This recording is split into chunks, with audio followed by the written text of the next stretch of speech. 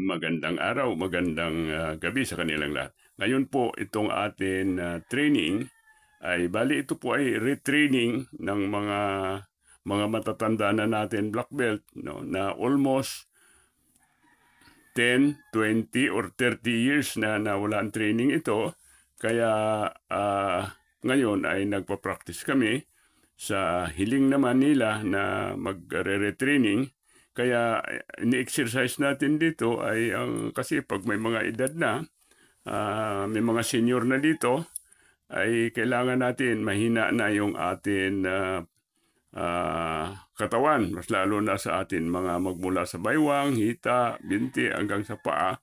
Iyan ang una ng hihina. So tinitrain natin sila para tumibay, katulad ng inyong lingkod ay si Master Gabilinho ay 82 years old, mag-83 na, pero malakas pa rin. So, yan ang tinitraining ko sila, tinuturuan ko sila na maging kagaya ko sila. At yun, first training lang namin ito. Kaya yung mga those who are interested pa na mga black belters natin na mag-join with us, every Saturday ang schedule nito, every Saturday, 6 to 8 p.m. Kaya umatin kayo, yung mga nandito sa Metro Manila, malapit lang. Ito naman yung atin hips exercise. Yun muna tinitraining natin. Hindi katulad tayo sa mga nung araw na kabataan pa natin, ang nasa Cubao pang atin General Headquarters, ay banatan na banatan, mabilis tapunan, no? Yun ang mga training natin nung araw. Pero sa ngayon, kung may mga bata mag-join with us, no? Ay i-separate natin, ibahin natin, iba yung training nila, no? Pero yung atin mga techniques yun rin. Kaya lang, sa ngayon, ang mga tinuturo ko mamaya makikita ninyo ay mga advanced training na ito na hindi pa naturo sa mga black belt ko nung araw, no? So, ito naman sa atin shoulder training sa katawan para ma-exercise tayo. Kasi dito, minsan na-busy tayo sa mga trabaho natin, wala na tayong exercise. So dito, may makukuha pa tayong exercise, no? May techniques pa tayo makukuha. Now ngayon, ipapakita ko rito yung counter defense, no?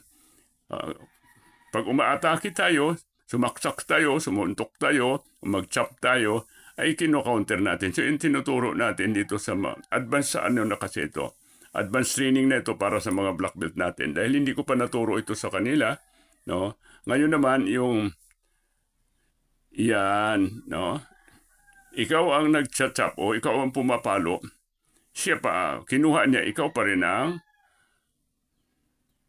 tatapon sa kanya. Ngayon pinapakita natin dito yung inner strength, ang lakas. Kahit na matanda na tayo ay may lakas pa rin pag tinitraining natin. Ayan, hindi niya kaya babaliin yan. Because of the training natin sa inner strength.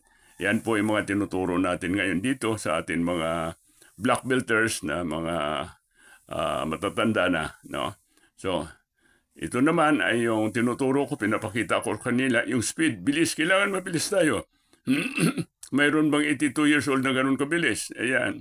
Kasi kung kailangan, kung anong bilis na kalaban nyo, yun rin ang, hindi pwede mabagal tayo, no? So, nagtatanong sila kung paano ko gagawin ang bilis, no? So it's a matter of training, kaya tinuturo ko ngayon doon para makuha niyo yung sekreto ko para sa bilis. Umatin kayo, yung mga sa Metro Manila, malapit lang. Anyway, once a week lang naman ito, every Saturday, at around 6 to 8, 2 oras lang ito. So, mag-inquire lang kayo para mailista natin pangalan nyo, no? Dito lang tayo sa PhilInvest 2. No, dito sa covered court ang ating training. Ito ngayon, pinapractice nila ang counter defense. Yan. Kakounterin mo, kahit na anong gagawin ng kalaban mo, kakounterin mo siya. No, yan ang tinuturo ko sa kanila. So advanced na ito. Kaya i-reschedule natin ulit this coming Saturday, February 15 na ang ating schedule ngayon. Dahil kasi natigil tayo ng 3 Sabado, dahil sa alam nyo naman lahat na may nangyari sa atin at ang atin mahal sa buhay ay pumanaw. Kaya thank you sa inyong lahat na mga tulong at ito ngayon, sinisimulan natin ang atin grupo, mas lalo na sa mga probinsya, no, na magsimula ulit at bago si change na mawala yung atin headquarters sa Cubao, that is 3 years ago, no?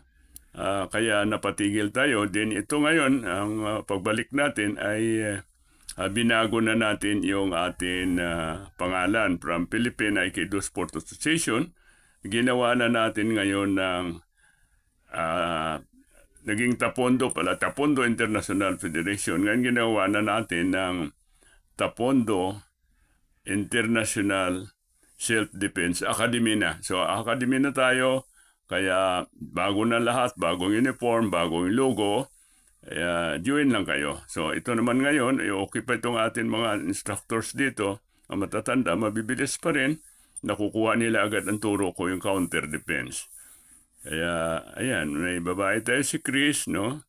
Tsaka may mga pulis tayo dito, si Major